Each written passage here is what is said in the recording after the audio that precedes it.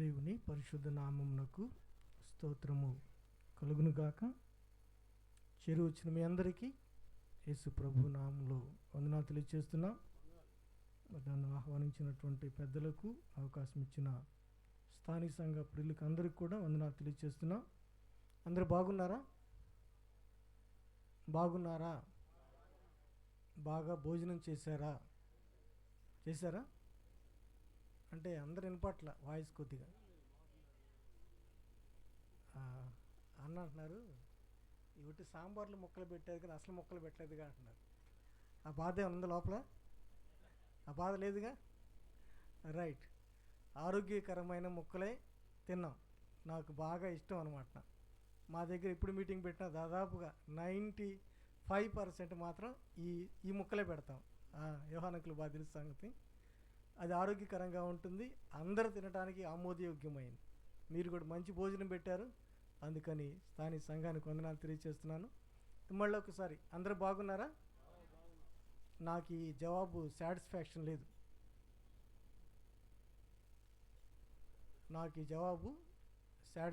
లేదు. వినండి, మనిషిలో ఎన్ని ఉంటాయి? మనిషిలో ఎన్ని భాగాలు ఉంటాయి? మాట్లాడండి. అది శాకాహారం తిన్నారు కదా, దానిలో తిని మంచి భోజనం తింటారు, ఆరోగ్యకరంగా మాట్లాడాలి కదా. చెప్పండి, మనుషులు ఏముంటాయి? 2 3? చెప్పండి ఒకటి. ఇంత తొందరగా మర్చిపోతారా? అమ్మో, మీరు చాలా మంచోళ్ళు. ఇది చెప్పండి. ప్రాణము, ఆత్మ, శరీరం, అంతే కదా. ఇది ఇంకొద్దిగా ఇలా చెప్తాను. టైం మాత్రం నాకు చెప్పలేదు, అడ్జస్ట్ చేసుకోమన్నారు. అంతేనా? 4:30 కదా. ఇదేది కొంచెం కష్టంగా ఉందా? సరే చూద్దాం. ఓకే, పర్లేదు. ఈ మధ్యాహ్నం టైం కాబట్టి ఆరోగ్యకరమైన భోజనం చేసిన తర్వాత ఆరోగ్యకరమైన నిద్ర కూడా వచ్చింది. అందుకని నేను కొన్ని విషయాలు చెప్తాను అంతే. బాగున్నారా అన్నప్పుడు మనం చెప్పాల్సిన మరొక మాట ఏంటంటే, దేవుని కృప వలన బాగున్నాం. చెప్పండి మళ్ళీ ఒకసారి. అందరూ బాగున్నారా? ఇప్పుడు ప్రశ్న అడుగుతా, మళ్ళీ చెప్పాలి. ఆత్మీయంగా బాగున్నారా? ఓకే, ఇది. మానసికంగా బాగున్నారా? ఇప్పుడు మూడోది, శారీరకంగా బాగున్నారా? ఈ 3 బాగుంటే ఇప్పుడు చెప్పాలి గట్టిగా. ఏం చెప్పాలి? అందరూ బాగున్నారా? దేవుని కృప వల్ల బాగున్నాం. ఆత్మీయంగా బాగున్నాను అనేవాళ్ళు మాత్రం చెప్పండి. ఆత్మీయంగా బాగున్నాను అనేవాళ్ళు. కొంతమంది ఆత్మీయంగా బాగుంటారు కానీ మానసికంగా బాగా నలిగిపోతూ ఉంటారు. ఈ రోజుల్లో చాలామంది విశ్వాసుల, అవిశ్వాసుల అనే తేడా లేకుండా చాలామంది మానసికంగా నలిగిపోతున్నారు. దానికి చాలా కారణాలు ఉన్నాయి. మానసికంగా నలిగిపోతున్నారు, ఒత్తిడికి గురవుతున్నారు. దానికి చాలా కారణాలు ఉన్నాయి. అందులో ఒకటి ఆశించినది దొరకకపోతే. మీరే మీటింగ్ పెట్టారా? వినండి. ఆశించినది దొరకకపోతే పిల్లలు అనుకుంటారు, ఎట్టకట్ నేను ఈసారి ఐఐటీలో సీట్ రావాలనుకుంటారు. ఐఐటీలో రాకపోతే మాత్రం చాలా డిసప్పాయింట్ అయిపోతారు కదా. ఈ సంవత్సరం ఏదో ఒక రకంగా పిల్లకి పెళ్లి చేయాలనుకుంటారు, కానీ ఆ సంవత్సరం జరగదు. అప్పుడు కూడా బాధపడతారు. ఇలాగున చాలా కారణాలు ఉన్నాయి. కానీ దేవుని పిల్లలుగా ఆత్మీయంగా బాగుండాలి, మానసికంగా బాగుండాలి. ఈ రెండిటి యొక్క ప్రభావం అనేది, మానసికంగా బాగుండాలి, ఆత్మీయంగా బాగుండాలి.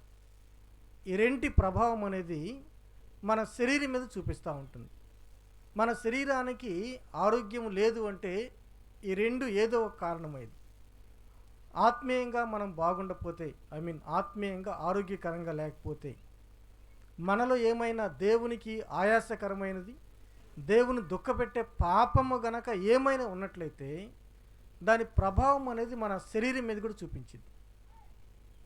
మానసికంగా మనం బాగుండకపోతే, వినండి మరలా చెప్తున్నా, ఆత్మీయంగా ఎప్పుడైతే మనం స్టేబుల్గా ఉంటామో, ఆత్మీయంగా ఎప్పుడైతే మనం స్థిరంగా ఉంటామో, దాని ఎఫెక్ట్ అనేది, దాని ప్రభావం అనేది మనసు మీద చూపించింది. మనసు నెమ్మదిగా ఉంటుంది.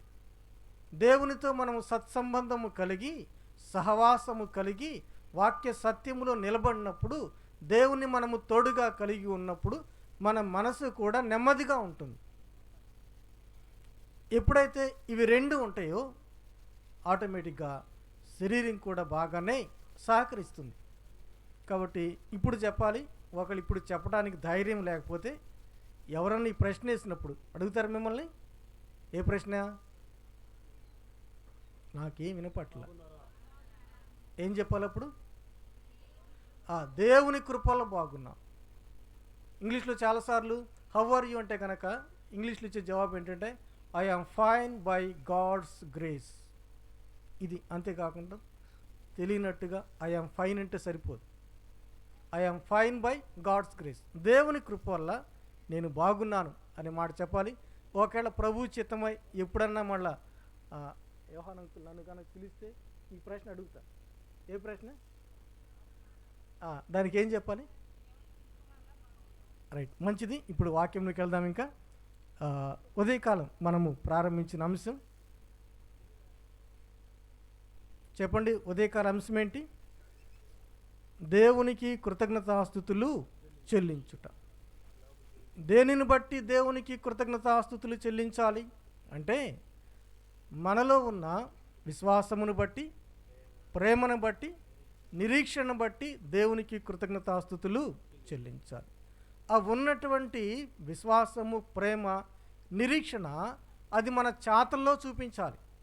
అందుకే విశ్వాసముతో కూడిన మీ పని, ప్రేమతో కూడిన మీ ప్రయాస, నిరీక్షణతో కూడిన మీ ఓర్పు, మూడు కలిగి ఉండాలి. అవి ఉన్నవి అని చెప్పడానికి ఏం చేయాలంట? చాతల్లో చూపించాలి. ఆ తదుపరి వాటి మనం విస్తరింపజేసుకోవాలి. విశ్వాసము బహుగా అభివృద్ధి చెందుచున్నది, ప్రేమ విస్తరించుచున్నది, ఓర్పుతో మీరు సహించుచున్నారు. అందును బట్టి దేవునికి కృతజ్ఞతాస్తుతులు మనము చెల్లించాలి. ఇంకొక 2 విషయాలు ఉన్నాయి, 2 లేక 3. నాకు ముందుగానే సమయం చెప్పారు కాబట్టి నేను దాదాపుగా ఇంకొక అర్ధ గంటలో ముగించడానికి ప్రయత్నం చేస్తాను. ప్రయత్నం చేస్తాను. తెస్సలోనికీయులకు రాసిన మొదటి పత్రిక 2వ అధ్యాయము 13వ వచనం. తెస్సలోనికీయులకు రాసిన మొదటి పత్రిక 2వ అధ్యాయము 13వ వచనం. మీరు దేవుని గూర్చిన వర్తమాన వాక్యము మా వలన అంగీకరించినప్పుడు మనుషుల వాక్యమని ఎంచక అది నిజముగా ఉన్నట్టు దేవుని వాక్యమని దానిని అంగీకరించితిరి గనుక మేమును మానక దేవునికి కృతజ్ఞతాస్తుతులు చెల్లించుచున్నాము. ఆ వాక్యమే విశ్వాసులైన మీలో కార్యసిద్ధి కలుగ చేయుచున్నది. చిన్న ప్రార్థన చేద్దాం. తండ్రి, మీకు స్తోత్రం చెల్లిస్తున్నాం. ఈ మధ్యాహ్న కాలం కూడా మరొకసారి మీ దాసు నిలబెట్టుకున్నారు. ఎదురుగా మీ ప్రజలున్నారు, వారందరూ మీరు చూస్తున్నారు. వారందరూ మీ వాక్య సత్యాన్ని అర్థం చేసుకోవటానికి సహాయం చేయండి. నిలబడిన దాసుని బలపరచండి. మీ నోటికి బోరగా మీ చేతికి పాత్రగా వాడుకొనమని వేడుకుంటూ యేసు ప్రభు నామములో ప్రార్థిస్తున్నాము తండ్రి, ఆమేన్. ఏమనుకోవద్దు, నాకు ఎవరు మాట్లాడినా ఇంకా ముందుకెళ్ళదు, ఆగిపోయింది వాక్యం. స్కూల్లో టీచర్గా పనిచేశాను, అకౌంటెంట్గా, మేనేజర్గా, టీచర్గా పనిచేశాను. 300 మంది పిల్లలు ఎదురుగా ఉన్నా కానీ ప్రతి వాని పేరు పెట్టి పిలిచేవాడిని. 300 మంది పిల్లలు ఏం చేస్తున్నా ఖచ్చితంగా నాకు కనబడిద్ది. నేను ఆగాను అంటే మాట్లాడేదాన్ని, వాళ్ళకి అర్థం చేసుకుంటారు, అటు ఇటు చూసుకొని సెటరేట్ అవుతారు. కాబట్టి ఇక్కడ ఎంత 100 మంది కంటే ఎక్కువ ఉన్నారేమో, 300 మంది లేరు. దయచేసి జాగ్రత్తగా వినండి. స్కూల్లో టీచర్ గారు పాఠం చెప్పేటప్పుడు కొన్నిసార్లు సీరియస్గా చెప్పాల్సి వచ్చింది, టైం లేని కారణం చేసి సీరియస్గా చెప్పాల్సి వచ్చింది. ఓకేనా? Be ready and be careful to hear the word of God. Right, మంచిది. ఈ మొదటి పత్రిక 2వ అధ్యాయంలో 13వ వచనంలో దేవునికి కృతజ్ఞతాస్తుతులు చెల్లించటానికి మరొక కారణం చెప్తున్నారు. ఏమిటి ఆ కారణం అంటే, మీరు దేవుని గురించిన వర్తమాన వాక్యాన్ని మా వలన అంగీకరించినప్పుడు మనుషుల వాక్యమని ఎంచక అది నిజముగా ఉన్నట్టు దేవుని వాక్యమని దానిని అంగీకరించితిరి గనుక మేము మానక దేవునికి కృతజ్ఞతాస్తుతులు చెల్లిస్తున్నాం. దేవునికి కృతజ్ఞతాస్తుతులు చెల్లించే విషయంలో మానకుండా చెల్లిస్తున్నానని పౌలు గారు తన పత్రికల్లో రాస్తూ ఉన్నాడు. ఈ వచనములో ఉన్న సారాంశం ఏంటంటే, వాక్యాన్ని మీరు అంగీకరించారు. ఏం అంగీకరించారంట? వాక్యాన్ని అంగీకరించారు. ఏ వాక్యమని అంగీకరించారు? అది మనుషుల వలన బోధించబడుతున్న వాక్యమని అంగీకరించారా? దేవుని వలన బోధించబడుతున్న అంగీకరించారా? దేవుని వలన బోధించబడుతుంది, దేవుని వలన ప్రకటించబడుతుందని వారు అంగీకరించారు. దైవగ్రంథము లోకాసు వార్తలో యేసుక్రీస్తు ప్రభువారి లోకంలో జన్మించినప్పుడు పరలోకం నుండి దిగి వచ్చిన దేవుని దూత వారితో మాట్లాడారు. భయపడకుడి, ప్రజలందరికీ కలుగుబో మహా సంతోషకరమైన సువర్తమానము నేడు మీకు తెలియజేయుచున్నాను. అదేమనగా దావీదు పట్టణమందు రక్షకుడు మీ కొరకు పుట్టి ఉన్నాడు. దానికి ఇదే మీకు ఆనవాలు. శిశువు పొత్తిగుడ్డల్లో చుట్టబడి పశుల తొట్టిలో ఉన్నాడు. ఆ మాట దేవదూత గొర్రెల కాపరులతో చెప్పినప్పుడు వారు ఒక మాట అన్నారు, దేవుడే ఈ సంగతిని మాకు తెలియజేయించారు. తెలియజేసింది ఎవరు? దేవుని దూతలు. అంటే ప్రత్యక్షంగా డైరెక్ట్ కనిపించింది ఏంజిల్ ఆఫ్ గాడ్. దేవుని దూత వారికి ఎదురుగా ఉండి ఆ వార్త తెలియచేశారు. కానీ వాళ్ళు ఎలా దాన్ని అంగీకరించారంటే, దేవుడే మాకు ఈ విషయాన్ని తెలియపరిచారు. ఈ రోజులో ఈ కన్ఫ్యూజన్ చాలామంది ఉంటుంది. కన్ఫ్యూజన్ అనే దానికంటే కూడా ఈ రోజుల్లో రిసీవింగ్ అనేది కరెక్ట్గా లేదు, అంగీకరించడం అనేది లేదు. మీరేమనుకోకపోతే కొద్దిగా కష్టమైన మాట చెప్తాను నేను. వాక్యము బోధించేవారు గనక మీలో ఉన్న లోపాన్ని ఎత్తి గనక మీతో మాట్లాడితే, వాక్యం ప్రకటిస్తున్నప్పుడు ఎదురుగా కూర్చున్న మనలో ఉన్నటువంటి ఆ లోపం గనక వాక్యమనే అర్థములో మనకి ఉన్నట్టుగా చూపిస్తే, మీరు తరువాత ఒక కామెంట్ చేస్తారు. ఏమని? ఆయనకి నేనంటే, బోధించే వాళ్ళకి నేనంటే ఇష్టము లేదు, నేనంటే కాబట్టి నా మీద ఏదో పెట్టుకొని నా గురించే చెప్తున్నాడని మీరు బోధించే వారి మీద తెలియకుండా అది ఈర్ష్య అంటారా, ద్వేషం అంటారా, అగంట. ఏ దైవ సేవకుడికి కూడా, ఏ దేవుని సేవకునికి కూడా మనుషులతో విభేదాలు ఉండవు. ఏ దేవుని సేవకుడైనా దేవుని ప్రేమను బట్టి వారు దేవుని కృపచేత రక్షించబడిన వారై, దేవుని ఏర్పాటు చేత దేవుని పరిచర్యకు పిలువబడిన వారై, కష్టాలు నష్టాలు శ్రమలు కన్నీళ్లు ఓర్చి దైవ వర్తమానం మీకు అందిస్తూ ఉంటారు. కానీ అది గ్రహించక మనుషులే నాతో మాట్లాడుతున్నారు అన్నట్టుగా ఉంటారు. ఈ మధ్యాహ్న కాలం ముందు తెస్సలోనిక సంఘములో ఉన్నటువంటి ఒక ప్రాముఖ్యమైన సంగతి ఏమిటంటే, దేవుని సేవకులైన వారు వారికి వాక్యాన్ని ప్రకటిస్తూ ఉంటే సేవకుడే నాతో మాట్లాడుతున్నాడు అనే దానికంటే కూడా ఇది దేవుని నుండి వచ్చిన వర్తమానం. ఏమన్నారంట? ఇది దేవుని నుండి వచ్చినటువంటి వర్తమానం. ఎప్పుడైతే మనం ఈ వర్తమానాన్ని మనం గ్రహిస్తామో, ఇది దేవుని దగ్గర నుంచి వచ్చిన వర్తమానం అని మనం గ్రహిస్తామో, ఆ వాక్యాన్ని మనం అంగీకరిస్తాం, ఆ వాక్యాన్ని మనము అనుభవిస్తాం, ఆనందిస్తాం, ఆచరిస్తాం, తద్వారా ఆశీర్వదించబడతాం. వాక్యాన్ని అంగీకరించకుండా, వాక్యాన్ని అనుభవించకుండా, వాక్యములో ఆనందించకుండా, వాక్యాన్ని అనుసరించకుండా మనము దేవుని ఆశీర్వాదములు పొందలేము. ప్రియమైన దేవుని బిడ్లారా, ఈ మధ్యాహ్న కాలం ముందు దేవుడే మనతో మాట్లాడుతున్నారని ఎప్పుడైతే ఆ వాక్యాన్ని మనము గ్రహిస్తామో, అందును బట్టి వాక్యానికి విధేయత చూపుతాము, వాక్యాన్ని మనం అనుసరిస్తాము. ఆ కారణం చేత మన వ్యక్తిగత జీవితంలో సంతోషం, మన కుటుంబంలో సంతోషం, మన సంఘములో సంతోషం, సమాధానం ఉంటుంది. కానీ ఎప్పుడైతే ఇది మనుషులు బోధిస్తున్నారు, పలానా సేవకుడు బోధిస్తున్నాడు, పలానా సంఘ పెద్ద బోధిస్తున్నారు, పలానా సహోదరుడు బోధిస్తున్నాడని ఎప్పుడైతే మన ఆలోచన డైవర్ట్ అయిపోయిందో అప్పుడు ముందు నీ మనసులో కలవరం కలిగింది, నీ మనసులో ఆందోళన కలిగింది. ఆ తదుపరి ఇంటికి వెళ్తావు, ఇదే ఆందోళనతో ఇంటికి వెళ్తావు, ఇంట్లో సమాధానం ఉండదు.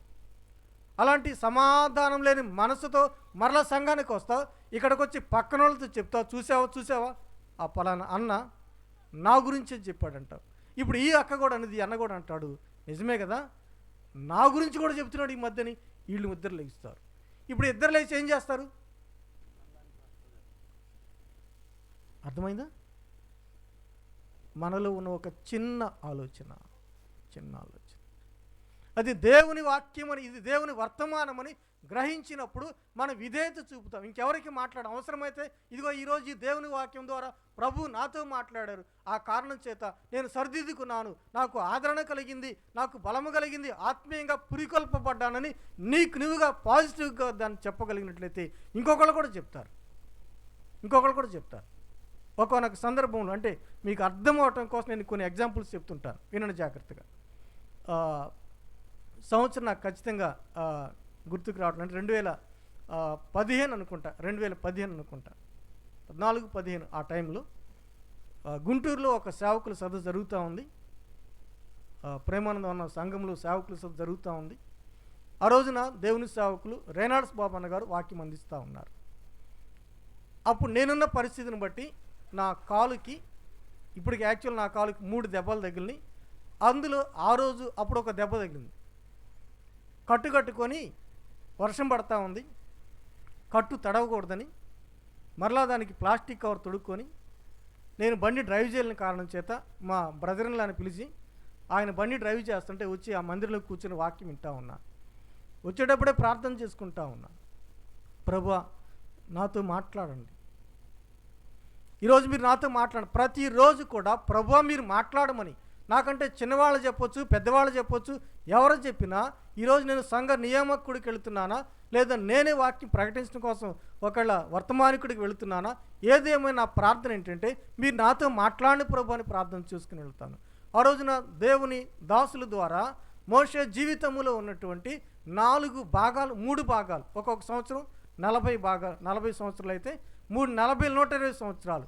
మోషే జీవితంలో ఉన్న 120 సంవత్సరాల్లో ఉన్న 3 భాగాల గురించి మాట్లాడుతున్నప్పుడు అప్పుడు నేనున్నటువంటి పరిస్థితిని బట్టి ఆ వాక్యం ప్రభు నాతో ఇలా మాట్లాడుతున్నారని నేను అనుకున్నాను. ఆ 120 సంవత్సరాలాగా ఒకవేళ ప్రభు ఒక 60 సంవత్సరాలు ఆయుష్ ఇస్తే అప్పుడు నాకు ఇంకా 40 ఏళ్ళు పూర్తి అవ్వలేదు. ఇప్పుడు 47 అయిపోయింది, 48 జరుగుతాం. దేవుడు నాకు ఇచ్చినటువంటి ఆ పిలుపు మేరకు అక్కడక్కడ పరిచయం చేస్తూ ఉన్నా. కానీ ప్రభువా నేను ఒక నూతన స్థలములో, ఎక్కడ మందిరాలు లేని ప్రాంతంలో అక్కడ మీ పరిచయం చేయాలని ప్రార్థన చేస్తున్నాను. నాకెందుకు అనిపించింది, నా జీవితానికి ఒకవేళ 3 భాగాలు చేసుకుంటే మొదటి 20 సంవత్సరాలు ప్రభువుకు దూరంగా జీవించాను. నాకు 20వ సంవత్సరం బహుశా ఆ వయసులో గుంటూరులో ఏసీ కాలేజీలో డిగ్రీ సెకండ్ ఇయర్ చదువుతూ ఉన్నా. ఆ రోజున సువార్త విన్నాను, రక్షించబడ్డాను. తర్వాత సరే ఉద్యోగాలు అవన్నీ అయిపోయినాయి. ఈ క్రమంలో అనుకున్నాను 40 సంవత్సరాలు వచ్చినప్పుడు దేవుడు నిర్దేశించినటువంటి ఆ పరిచర్య చేయటం నాకు సహాయం చేస్తాను అనుకున్నాను. అది నాకు నేను ప్రార్థన చేసుకున్నాను. ఆ తర్వాత 2016లో ఇప్పుడు నేను నివాసం చేస్తూ పరిచర్య చేస్తున్నటువంటి ఆ కొమ్మూరు గ్రామానికి వెళ్ళి అక్కడ ముందు పరిచర్య ప్రారంభించాం. మందిరము, తర్వాత ఉండటానికి చిన్న ఒక 2 గదులు వేసుకుని ఉండటం కోసం సహాయం చేశాను. ఆ రోజున మాట్లాడే వాక్యం ప్రభువే నాతో మాట్లాడతారు అనుకున్నాను. కాబట్టి ఆ వాక్యం అంగీకరించిన కారణం చేత పరిచర్య ఇంకా ఎక్కువగా చేయడం ప్రభు సహాయము చేశారు. ప్రియమైన వారలారా, ఎప్పుడైనా దేవుడే ఈ మాట నాతో మాట్లాడుతున్నారు అని మనం గ్రహించగలిగినప్పుడు, ఆ వాక్యాన్ని అంగీకరించగలిగినప్పుడు, ఆ వాక్యము ద్వారా మన జీవితాల్లో ఖచ్చితంగా అభివృద్ధి మనం గమనిస్తాం. ఆత్మీయ క్షేమాభివృద్ధి మనకు కలిగిద్ది. మానసికంగా మనం సంతోషంగా ఉంటాం, భౌతికంగా కూడా మనం సంతోషంగా ఉంటాం. ఇలా మనం ఎప్పుడైతే చేస్తామో దానిని బట్టి ఏం చేయాలంట? దేవునికి కృతజ్ఞతాస్తుతులు. ఇప్పటివరకు మీరు చాలా సందేశాలు వినే ఉంటారు, చాలామంది మీకు ప్రకటించారు, బోధించారు, నాకంటే అనుభవం లేని వారు కూడా బోధించారు. కానీ ఆ వాక్యాన్ని దేవుడు మీతో మాట్లాడుతున్నారని మీరు గ్రహించగలిగితే, ఒకవేళ ఇప్పటి వరకు మీరు గ్రహించకపోతే, ఈ రోజు నుంచైనా ఈ తెస్సలోనిక సంఘములో ఉన్న విశ్వాసుల వలె మనము కూడా ఆ వాక్యాన్ని దేవుడు నాతో మాట్లాడుతున్నారని మనము అంగీకరించాలి. అక్కడ మాట ఉందా? మా వలన వినిన వర్తమానం మనుషుల వాక్యమని ఎంచక అది నిజముగా ఉన్నట్టు దేవుని వాక్యమని దానిని అంగీకరించితిరి. ఏం అంగీకరించారంట?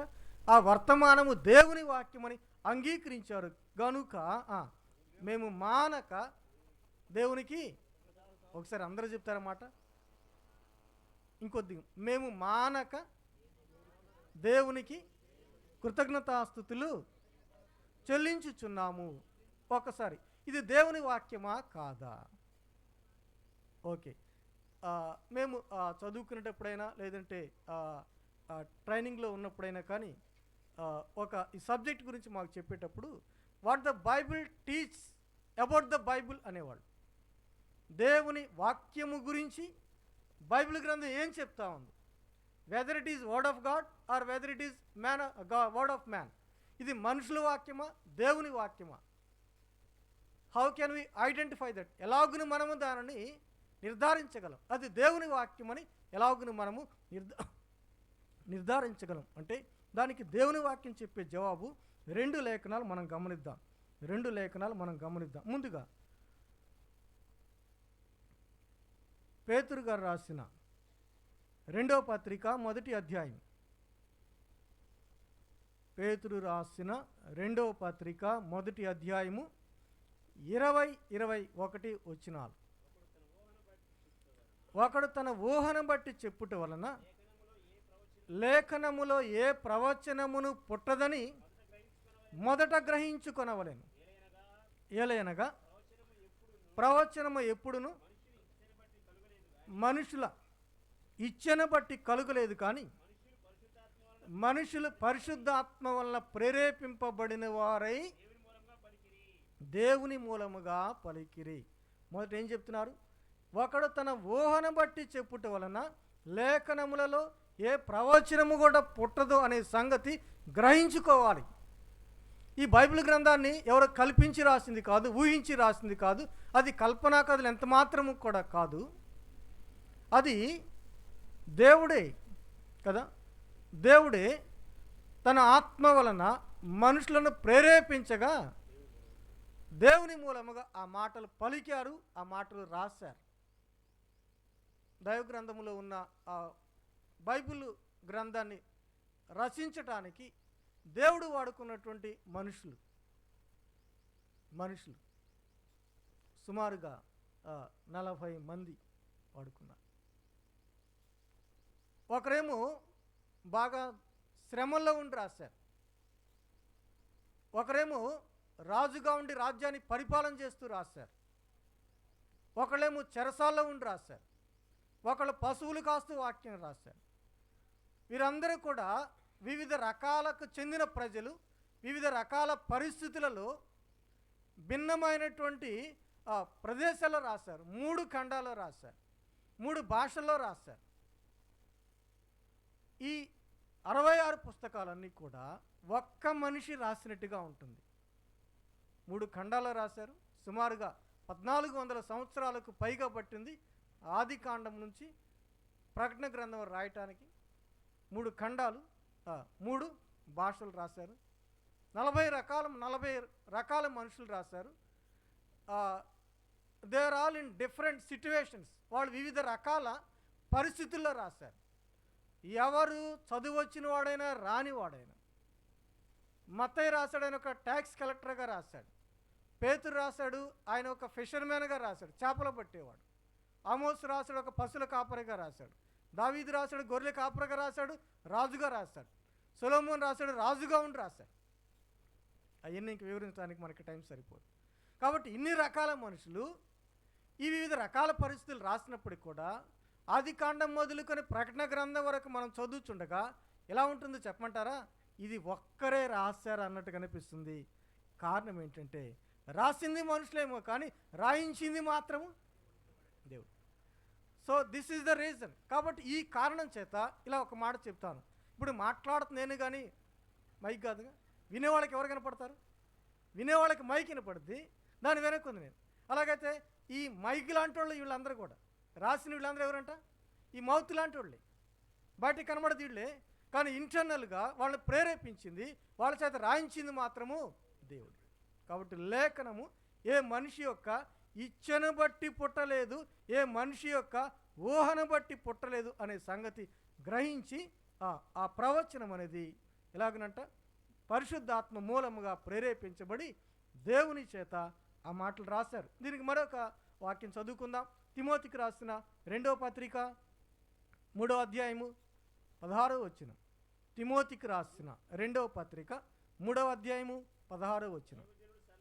దైవజనుడు సన్నద్ధుడై ప్రతి సత్కార్యమునకు పూర్ణముగా సిద్ధపడి ఉండునట్లు దేవుని ఆవేశము వలన కలిగిన ప్రతి లేఖనము ఉపదేశించుటకును, ఖండించుటకును, తప్పుదిద్దుటకును, నీతి యందు శిక్ష చేయుటకును ప్రయోజనకరమై ఉన్నది.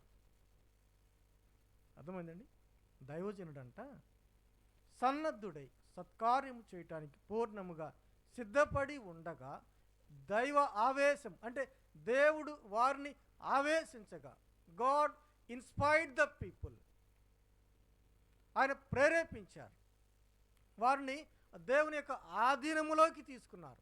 ఆ కారణము చేత వారి ఆలోచనలు వారి మాటలు కాకుండా దేవుని ఆలోచనలు, దేవుని మాటలే ఈ గ్రంథములో రాయించబడ్డాయి. మీకు ఇంకొక మాట అంటే నేను ఇంకా రిఫరెన్స్లు చెప్పను కానీ టైం అయిపోతుంది. పాత నిబంధన ఆ ప్రవక్తలు రాజుల దగ్గరికి వెళ్ళి ఇలా ప్రకటించేవాళ్ళు, ప్రజల దగ్గరికి వెళ్ళి ఇలా ప్రకటించేవాళ్ళు, అధికారుల దగ్గరికి వెళ్ళి ప్రకటించేవారు. దేవుడు ఎవరి దగ్గరికి వెళ్ళమంటే వారి దగ్గరికి వెళ్ళి ఇలా ప్రకటించేవారు. సైన్యములకు అధిపతియగు యెహోవా సెలవిచ్చినదేమనగా, మీరు పాత నిబంధన ప్రవక్తల గ్రంథాలు చదవండి. ఇర్మియా ప్రవక్త కావచ్చు, యెషయా ప్రవక్త కావచ్చు, ఏ ప్రవక్త అయినా కానీ ఎక్కువగా ఇర్మియా గ్రంథంలో మాటలు బాగా అనిపిస్తాయి. సైన్యములకు అధిపతియగు యెహోవా సెలవిచ్చినదేమనగా, ఆ మాట చెప్పిన తర్వాత వాళ్ళు చెప్తారు. ప్రాఫెట్ జెర్మియా అనే ఆ ఇంగ్లీష్ మూవీ ఉంటుంది, ఆయన ఇర్మియా గారు వెళ్ళి ప్రకటిస్తారు. ప్రకటించిన తర్వాత కొద్దిసేపటికి ఆయన మళ్ళా తన స్పృహలోకి వచ్చినట్టుగా ఉంటుంది. ఇప్పుడు చెప్పండి, తెస్సలోనిక సంఘములో ఉన్న విశ్వాసులను బట్టి పౌలు గారు దేన్ని బట్టి కృతజ్ఞతాస్తుతులు చెబుతున్నారు? వారు వాక్యాన్ని వినినప్పుడు, వాక్యాన్ని అంగీకరించినప్పుడు అది మనుషుల వాక్యం అని కాక ఇది దేవుని వర్తమానమని వాళ్ళు అంగీకరించారు. ఆ కారణము చేత వారు శ్రమలలో, కష్టాల్లో, శోధనలో కూడా they were in stable in their faith, వారి యొక్క విశ్వాసములో వారు స్థిరముగా ఉన్నారు. అందుకే ఆ పత్రికలు రాస్తూ అంటారు కదా, మిమ్మల్ని ఎవరైనా శ్రమ పెడుతున్నారా, మిమ్మల్ని ఎవరైనా బాధ పెడుతున్నారా, శ్రమ పెట్టేవారికి, మిమ్మల్ని ఇబ్బంది పెట్టేవారికి అక్కడ దేవుడు చూస్తూ ఉంటారు, అక్కడ దేవుని తీర్పు. మీకు మాత్రము దేవుని వలన మెప్పు, బహుమానం కలుగుతుందంటారు. దేవుని వాక్యమని అంగీకరించినప్పుడు ఆ వాక్యం వల్ల మనకి మేలు కలుగుతుంది, వాక్యం వల్ల ఆనందము, ఆశీర్వాదం, ఆదరణ, సంతోషం ఇవన్నీ మనకు కలుగుతాయి. అలా కాకుండా చెప్పండి, మనుషుల వాక్యం అని గనక ఆలోచన ఎప్పుడైతే వచ్చిద్దో అప్పుడే మన మనసులో ఇంకా అలజడి వచ్చిద్దా, ద్వేషం వచ్చిద్దా, అసూయ వచ్చిద్దా, అది ఇంటి దాకా వెళ్ళిద్దా, సంఘం దాకా వచ్చిద్దా, ఇంకా నెమ్మది లేకుండా వచ్చేస్తుంది. రైట్, ముందుకెళ్దాం. తెస్సలోనికలకు రాసిన మొదటి పత్రిక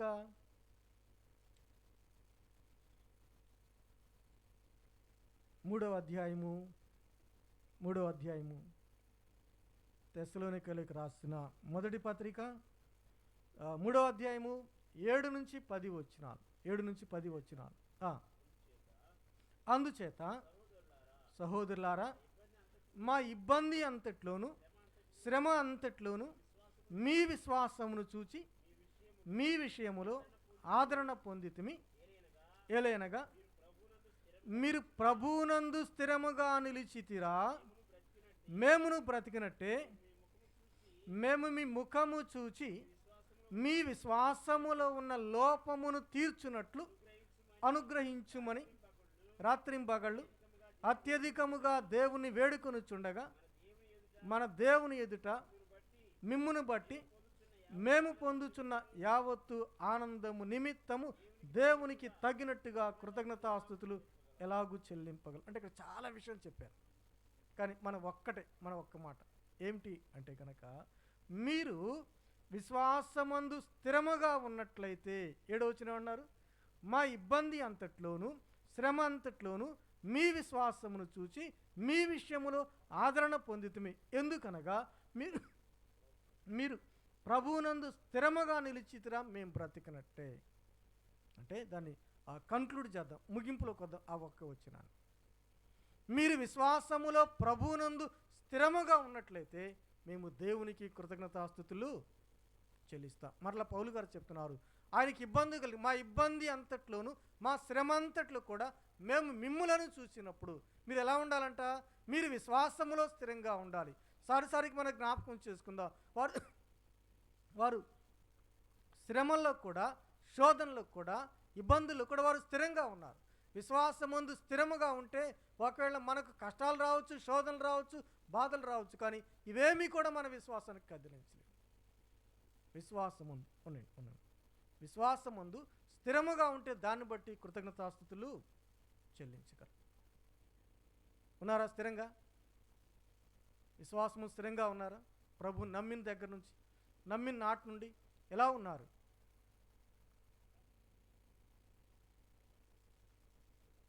కొద్దిమంది, నేను ఎవరిని విమర్శించడం కోసం చెప్పట్లేదు, ఎవరిని ఇబ్బంది పెట్టాలని కూడా చెప్పట్లేదు. కొంతమంది యొక్క విశ్వాస జీవితంలో ఒక 6 నెలల కాలం పాటు అసలు వీళ్ళంతా భక్తి గలవారు లేరు అన్నట్టుగా ఉంటారు. ఎంతకాలం ఉంటారు? 6 నెలలు. తర్వాత 7వ నెల 8వ నెల వచ్చేటప్పటికి వీళ్ళ వంటి విశ్వాస భ్రష్టులు ఇంకొకరు లేరు అన్నట్టుగా ఉంటారు. మేము కాలేజీలో చదువుతున్నప్పుడు కాలేజీ విద్యార్థుల కోసమని ఒక లెసన్ చెప్పేవాళ్ళు. అదేంటంటే ఆ లెసన్ కాదు, ఒక ఎగ్జాంపుల్, జరిగినటువంటి ఒక ఉదాహరణ మాకు చెప్పేవాళ్ళు. అది నేను మళ్ళీ మీకు ఇప్పుడు చెప్తున్నా. ఈ యేసు ప్రభు ఆయన శిష్యులు కలిసి భోజనం చేస్తున్నట్లుగా, అందరూ కూడా కలిసి భోజనం చేస్తున్నట్లుగా ఒక ఫోటోని, ఒక ఆర్ట్ వేద్దామని ఒక ఆర్టిస్ట్ బయలుదేరి కాలేజీ దగ్గరకు వచ్చాడు. ఎందుకంటే కాలేజీ వాళ్ళు బాగుంటారు కదా అనేటువంటి ఉద్దేశంతో అక్కడ ఉన్నటువంటి వాళ్ళందరినీ గమనించాడు. ఒక వ్యక్తి ఫ్రెష్గా కాలేజీలో జాయిన్ అయ్యాడు, చాలా చక్కగా ఉన్నాడు, అన్ని విషయాలు కూడా చాలా చక్కగా ఉన్నాడు, చాలా ఆనందంగా ఉన్నాడు. ఈయనకు అనిపించింది, సాధారణంగా ఆర్టిస్టులు ఏం చేస్తారంటే ఊహించి రాసేదానికంటే కూడా ఎదురుగా ఒక సన్నివేశం ఉంటే ఆ సన్నివేశం చూసి వాళ్ళు ఆర్ట్ వేస్తూ ఉంటారు, అది వేసి వాళ్ళు తెలిసింది. ఒక వ్యక్తిని చూశాడు, చాలా మంచి విశ్వాసం అంట ఆ వ్యక్తి. ఆయన కూర్చోబెట్టి ముందుగా డ్రాయింగ్ వేశాడు. అది యేసు ప్రభువుతో కూడా ఉన్న ఆ ఫోటో కాబట్టి యేసు ప్రభువులాగా వచ్చేటట్టుగా ఈ వ్యక్తిని చూసి ఫోటో, అది ఆర్ట్ వేసి బొమ్మ వేశాడు. తర్వాత ఇంకా పేతురు, ఆంద్రియా, ఇంకా వీళ్ళందరూ, యాకోబు, యోహాను, వీళ్ళందరూ ఒక్కొక్కరిని చూశాడు. వాళ్ళందరిని తీసుకొచ్చి కూర్చోబెట్టాడు. అందరూ అయిపోయింది, ఇంకొకడు మిగిలిపోయాడు. మళ్ళా వెతుకుతూ ఉన్నాడు, ఎవరబ్బా అని వెతుకుతుంటే మళ్ళీ ఇంకొక ఆయన కలిశాడు. ఆయన తీసుకొచ్చి మళ్ళీ కూర్చోబెట్టి ఆయన ఫోటో వేశాడు, ఆయన బొమ్మ వేశాడు. ఎవరు తెలుసు? ఆయన ఇస్కరియోతు యోధ. ఇంతవరకు బాగానే ఉందా? మొదట యేసు ప్రభుకి వేసింది కూడా, యేసు ప్రభుని ఆయన ఫ్రెష్గా వచ్చినప్పుడు, స్థిరంగా ఉన్నప్పుడు, చక్కగా ఉన్నప్పుడు, మెంటల్లీ పీస్ అనమాట, స్పిరిచువల్లీ పీస్. నా చెప్పాను కదా, ఆత్మీయంగా బాగున్నాడు, మానసికంగా బాగున్నాడు, భౌతికంగా బాగున్నాడు. ఆ క్యారెక్టర్ అంతా కూడా గుడ్ పర్సన్లా కనిపించింది. మన వాక్య పరిభాషలు చెప్పాలంటే ప్రభువును పోలి జీవించేటట్టుగా కనబడ్డాడు. కానీ కొద్ది రోజులకి ఈయన నిదానంగా ఒక్కొక్కరిని సెలెక్ట్ చేసి అవన్నీ గీస్తూ చివరికి వెళ్ళేటప్పటికి మళ్ళీ అతను ఎట్లా ఉన్నాడంటే, he was like JUDA Iscariot. యూదా ఇస్కరియోత్ లాంటి జీవితానికి అలవాటు పడిపోయాడు. మానసికంగా ఆరోగ్యం లేదు, భౌతికంగా ఆరోగ్యం లేదు, ఆత్మీయం కూడా పడిపోయిన స్థితి. కొన్నిసార్లు కొంతమంది కాలేజీలో చేరిన తర్వాత అలా అయిపోతారు. ఇంటి దగ్గర మంచి విశ్వాసంలో బాగుంటారు. కుటుంబాన్ని విడిచి మళ్ళా ఎప్పుడైతే కాలేజీకి దూర ప్రాంతానికి వెళ్తారో చదువుల కోసమని, కొంతమంది కుటుంబాన్ని విడిచి పనుల కోసం వేరే ఊరు వెళ్తూ ఉంటారు. కొంతమంది సహవాసాన్ని విడిచిపెట్టి వేరే చోటకి వెళ్ళిపోతూ ఉంటారు. అలా వెళ్ళిపోయిన ఆ క్రమంలో వారు ప్రభువులో ఉండటం కంటే కూడా లోకంలో బాగా ఉంటూ ఉంటారు. ఎందుకు ఈ ప్రస్తావన తీసుకొచ్చామంటే, నువ్వు ప్రభువుని నమ్మిన దగ్గర నుంచి నువ్వు యవనస్తుడు అయినా యవనస్తురాలు అయినా లేక మధ్య వయస్కుడు అయినా ఒక సహోదరుడు అయినా సహోదరి అయినా నువ్వు ప్రభువుని నమ్మిన నాటి నుండి, ఒకళ్ళ చెప్పుకున్నాం కదా, 12 సంవత్సరాల వయసులో ఆత్మీయత ఉండి ఈ 12 సంవత్సరాల జీవితంలో విశ్వాసంలో కదలకుండా స్థిరంగా ఉన్నావా? ఎన్నిసార్లు ఆరాధన చేయకుండా మానేసి ఉంటావు? నా మనసు బాగలేదని కొన్నిసార్లు, నా కుటుంబంలో నెమ్మది లేదని కొన్నిసార్లు, నేను సిద్ధపడలేదని కొన్నిసార్లు, అలిగి కొన్నిసార్లు. కొంతమంది ఆరాధన మానేసి ఉంటారు. కొంతమంది సంఘ సహవాసం దూరం అయిపో ఉంటారు. చెప్పండి, వాళ్ళ విశ్వాసం ఎలా ఉందంటే స్థిరంగా ఉందా?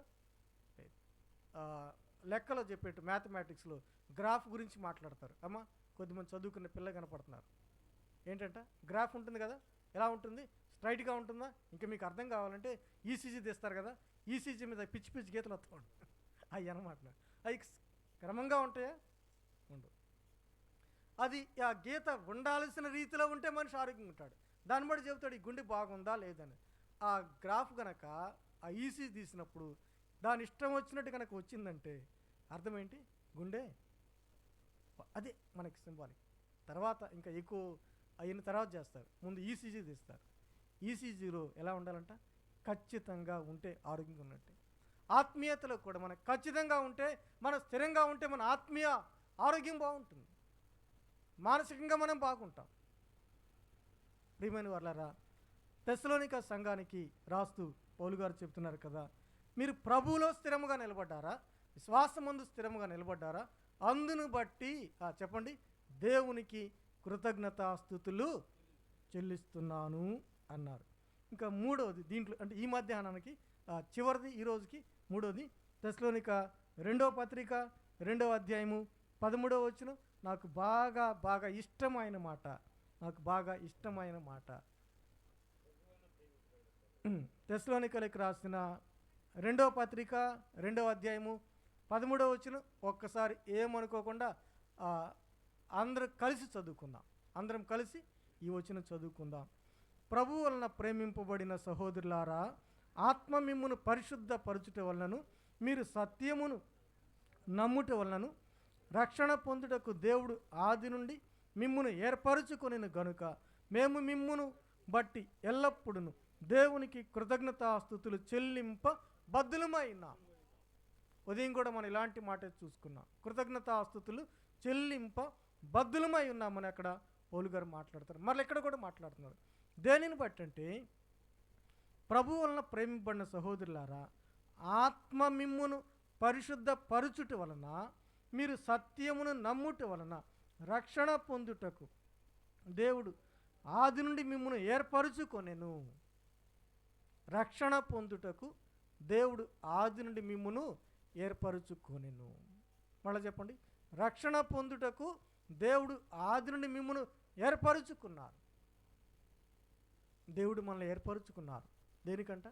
రక్షణ పొందటానికి ఆయన మనల్ని ఏర్పాటు చేసుకున్నారు. ఆయన మనల్ని ఏర్పాటు చేసుకున్నారు. ఒకసారి మొదటి పత్రిక 5వ అధ్యాయం చూడండి. తెస్సలోనిక మొదటి పత్రిక 5వ అధ్యాయము 10వ వచనం. 9వ వచనం చూడండి. ఎందుకనగా మన ప్రభు అయిన యేసుక్రీస్తు ద్వారా రక్షణ పొందుటకే దేవుడు మనలను నియమించిన కానీ ఉగ్రత పాలవుటకు నియమింపలేదు. చాలామందికి ఒక సందేహం లాంటిది, ఒక ప్రశ్న వేస్తూ ఉంటారు. ఏమండి, మనుషులు చేసిన దేవుడు నరకానికి పోవటానికా? ఏమంటారంట? మనుషులు చేసింది మనం చెప్తాం కదా, పాపంలో వచ్చే జీతం మరణం, నరకం తప్పించుకోవాలంటే యేసుప్రభువుని నమ్మాలని చెబుతాం కదా. ఈ విని కొంతమందికి ఏంది మమ్మల్ని నరకాన్ని పోవడంగా చేశాడా అంటారు. ఆ మధ్య ఒక నేను సువార్త చెప్తా ఉంటే, సర్లే దేవుడు నన్ను నరకాన్ని పంపిస్తా అంటే వెళ్తానులే, నీకెందుకు ఆ బాధ అంటున్నాడు. ఏం చెబుతాం అలాంటి వాళ్ళకి? దేవుడు ఎవరిని కూడా నరకానికి పంపడానికి, నరకం ఎవరి కోసం ఉందండి? చెప్పండి, నరకం ఎవరి కోసం ఉంది? ఆ, వాని దూతలకు సిద్ధపరచబడింది. మరి పరలోకం ఎవరికో సిద్ధపరచబడింది? ప్రభువునందు విశ్వాసం ఉంచి రక్షించబడిన వారికి. షార్ట్ కట్ చేసేద్దాం ఇంక. అలాగైతే పిల్లరా, ఏ మానవుడికి కూడా ఉగ్రత పాలవటానికి, నరకానికి పంపించడానికి దేవుడు సృజించలేదు. ఆయన పోలికలో, ఆయన స్వరూపమందు ఆయన కలుగు చేసుకున్నాడు. వారంతటా వారు పాపం చేసి దేవునికి దూరం అయిపోతే, మరలా దేవునికి దూరం అయిపోయిన మానవులను ఆ పాపము నుండి, శాపము నుండి విడిపించి రక్షించడానికి, పాప శాప మరణ బంధకాల నుండి, పాపం యొక్క దాస్యత్వము నుండి, మరణం యొక్క భయం అనే దాస్యత్వం నుంచి మనుషులను విడిపించడానికి, విమోచించడానికి దేవుడే మానవుడిగా ఈ లోకంలో పుట్టారు. మనుషులను రక్షించడానికి పుట్టారు. అపవాది యొక్క క్రియలు లయపరచడానికి పుట్టారు. పాపము నుండి ప్రజలను రక్షించడానికి పుట్టారు. పాపులను రక్షించడానికని ఈ లోకంలో జన్మించారు.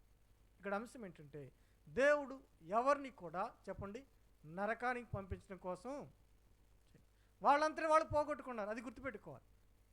వాక్యంలో 2 మాటలు చదువుకున్నాం కదా. మీరు సత్యమును నమ్ముట వలన ఏమన్నారు అక్కడ? 2వ పత్రిక ఏమన్నారు? సత్యమును నమ్ముట వలన రక్షణ పొందుటకు దేవుడు ఆది నుండి మిమ్మును ఏర్పరచుకునేది. కాబట్టి మేము దేవునికి కృతజ్ఞతాస్తుతులు చెల్లిస్తున్నాం. ఒకసారి ఇక్కడున్న రక్షించబడిన వాళ్ళందరూ కూడా, ప్రభువా నన్ను రక్షించుకున్నావయ్యా, మీకు స్తోత్రం. అయితే ఇంకా ప్రభు యొక్క రక్షణ ప్రణాళికలోకి రాకుండా, ఆయన దగ్గరకు రాకుండా ఎందరైతే దూరంగా ఉన్నారు వారి కొరకు కూడా మనం భారంగా ప్రార్థన చేద్దాం. పిల్లరా, ఇక్కడ కూర్చున్నటువంటి నీవు ఇంకెవరైనా కానీ ప్రభు ఉచితంగా అనుగ్రహించి రక్షణ పొందకపోతే, ఈరోజైనా ప్రభు అనుగ్రహించి రక్షణ ఉచితంగా పొందండి. మన రక్షణ పొందటానికి చేయవలసిన ఆ రక్షణ కార్యమంతా ప్రభు చేశారు. మన పాపముల కొరకు మనం భరించాల్సిన ఆ శిక్ష యావత్తు ఆయన భరించారు. మన పాపమును బట్టి ఆయన, మన అతిక్రమ క్రియలను బట్టి, మన దోషాన్ని బట్టి ఆయన నలుగొట్టబడ్డారు. మన వ్యసనాలను బట్టి ఆయన మొత్తపడ్డారు, గాయపరచబడ్డారు. నీ రక్షణ కొరకు చేయవలసిన కార్యమంతా ఆయన చేశారు. నువ్వు నరకానికి పోకుండా దేవుని రాజ్యానికి వారసుడు కావాలని నీ కొరకు చేయవలసిన కార్యమంతా చేశారు. నిన్ను రక్షించబట్టానికి ఆయన ఏర్పరుచుకున్నారు. కానీ ఆ రక్షణ నువ్వు అంగీకరించకుండా, ప్రభువుని అంగీకరించకుండా ఇంకా దూరంగా ఉంటున్నావేమో సహోదరుడా, సహోదరి. రేపు నీది కాదనే సంగతి గుర్తించండి. ఎన్నో సంవత్సరాలుగా ఈ మాటలు వింటున్నామని అనుకోవచ్చు, కానీ సమయం దాటిపోతే మళ్ళీ రాకపోవచ్చు. ప్రభు ఏ ఒక్కరిని కూడా నరకానికి వెళ్ళడానికి ఆయన ఇష్టపడలేదు. అందరూ అంతటా మారు మనసు పొంది రక్షణను గురించిన అనుభవ జ్ఞానం కలిగి ఉండాలని కోరుకున్నాడు. నీ కొరకు కూడా ఆయన రక్షణ ప్రణాళిక సిద్ధం చేశారు. అయితే ఎంతకాలం ఆ రక్షణ ప్రణాళికను అంగీకరించకుండా దూరంగా ఉంటావు? ఈ మధ్యాహ్నం ముందు ఈ మాటలు వింటుండగా ప్రభు మన కొరకు ఉచితంగా సిద్ధపరిచిన ఆ రక్షణను నీవు కూడా అనుభవించాలని, నీవు కూడా నీ కుటుంబముతో కూడా రక్షణ ఆనందాన్ని కలిగి, కుటుంబంలో సంతోషం, సంఘములో సంతోషం, సమాధానము కలిగి జీవించాలని మరొకసారి నేను మీ ప్రేమతో తెలియచేస్తూ ఉన్నాను. మరొక మాట చెప్పి నేను ఇంకా ముగిస్తాను. చాలాసార్లు ఇలాగ అనుకుంటారు, మా భార్య పోతుందండి ప్రార్థనకి, మా ఇంట్లో మా పిల్లలు వెళ్తున్నారండి ప్రార్థనకి, మా పిల్లలు ప్రభువుని నమ్ముకున్నారు, మా భార్య ప్రభువుని నమ్ముకుందని చెప్పే సోదరులు చాలామంది ఉన్నారు. ప్రియమైన సోదరులారా, పెద్దలారా, ఈ మధ్య మీకు ప్రేమతో బ్రతిమలాడుతున్నా. ఇంటికి భోజనాన్ని పిలిచేటప్పుడు, పెండ్లికి ఇన్విటేషన్ లెటర్ ఇచ్చి పిలిచేటప్పుడు ఇలాగంటారు. ఏమంటారంట? సతీ సమేతముగా, సకుటుంబ సపరివారముగా అంటారు.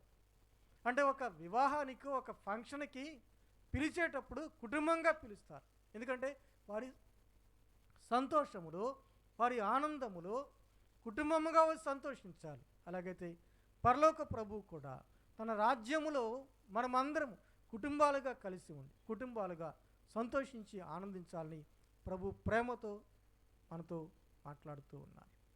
ప్రేమైన వారులారా, దైవగ్రంథం మనం గమనించినట్లయితే లూదియా ఆమె ఇంటివారు రక్షించబడ్డారు. కొర్నేలి అతని ఇంటివారు రక్షించబడ్డారు. చెరసాల అధిపతి అతని ఇంటివారు, అక్కడ అంటారు కదా, అతడును అతని ఇంటి వారును సువార్త విని బాప్తిస్మం పొంది వారు సంతోషముగా ఉన్నారు, ఆనందంగా ఉన్నారని చెప్తారు. ఈ సభల యొక్క ఉద్దేశం, ఒకడు మన వార్షికోత్సవాన్ని పెట్టుకోవచ్చు, ప్రభుని స్తుతించే కూడికను పెట్టుకోవచ్చు, కానీ నిజమైన ఆనందం ఎప్పుడంటే కుటుంబంలో ఉన్న వాళ్ళందరూ కూడా పాపము నుండి శాపము నుండి విడిపించబడి రక్షణ ఆనందము కలిగి జీవిస్తే అదే నిజమైన ఆశీర్వాదం. అటు ఆశీర్వాదం సంఘములో ఉన్న ప్రతి కుటుంబం కూడా కలిగి ఉండాలని హృదయమార కోరుకుంటూ ఈ మాటలు ముగిస్తున్నాను. చిన్న మాట ప్రార్థన చేస్తాను. దయగల మా ప్రభువా, మీకు స్తోత్రాలు చెల్లిస్తున్నాం. మధ్యాహ్నం మరొకసారి మేము ఎందుకు కృతజ్ఞతాస్తుతులు చెల్లించాలో ఆ విషయాన్ని మీరు మరలా మాకు జ్ఞాపకం చేసినందుకు మీ స్తోత్రాలు చెల్లిస్తున్నాం. అయ్యా, నిజంగా మేము ఉగ్రత పాలోటకు మమ్మల్ని నియమించలేదు, కానీ రక్షించబట్టానికి మమ్మల్ని నియమించారు, మమ్మల్ని ఏర్పరుచుకున్నారు. అందుకే మీకు స్తోత్రం చెల్లిస్తున్నాం. మీ వాక్యాన్ని అంగీకరించి సత్యము నమ్ముట వలన విశ్వాసంలో స్థిరంగా ఉండటం బట్టి కృతజ్ఞతాస్తుతులు చెల్లించమని మధ్యాహ్నం మాతో మాట్లాడేందుకు మీకు వందనాలు చెల్లించుకుంటూ, స్థానిక సంఘమును బాధ్యత కలిగి పరిచయం చేస్తున్న పెద్దలను, సేవకులను, తండ్రి సహోదర సహోదరులను, అలాగే మరి పెనీయులు అనుబంధ సంఘాలను అక్కడి బాధ్యతగా నడిపిస్తున్న పెద్దలు ఆయన మీద మరి యోహాన్ అంకుల్ గారిని బట్టి, యాసన్ అంకుల్ గారిని బట్టి ప్రార్థిస్తున్నాం.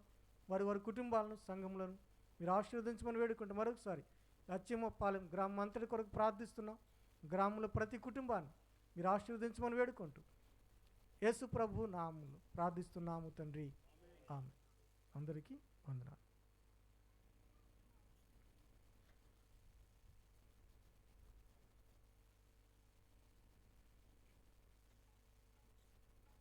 ప్రభునామములో అందరికీ వందనాలు.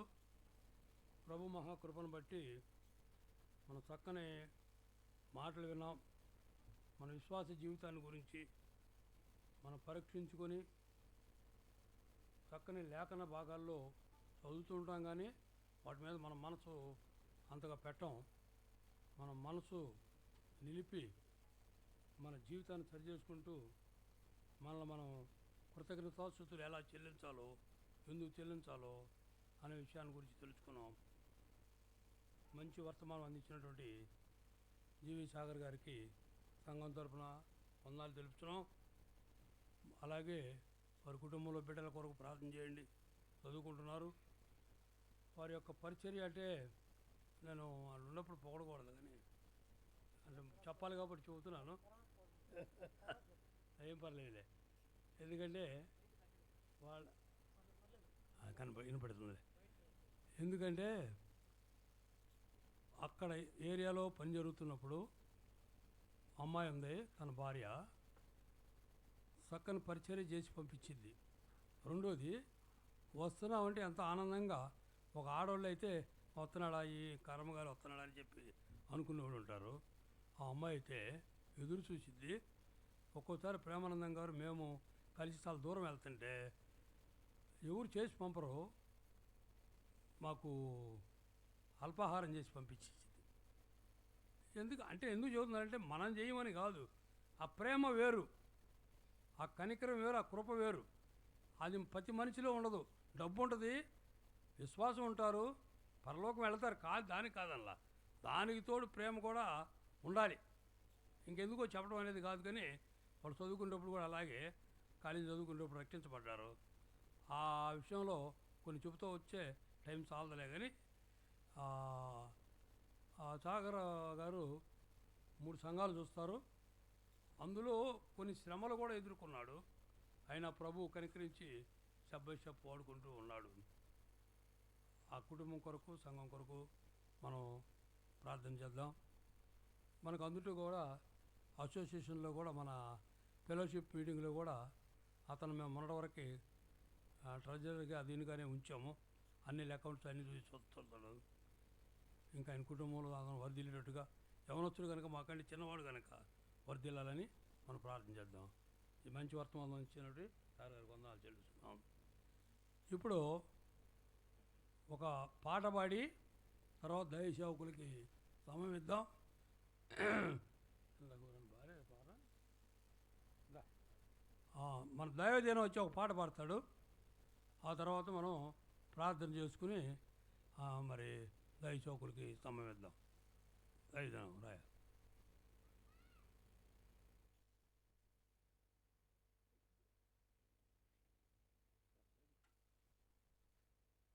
ప్రసాద్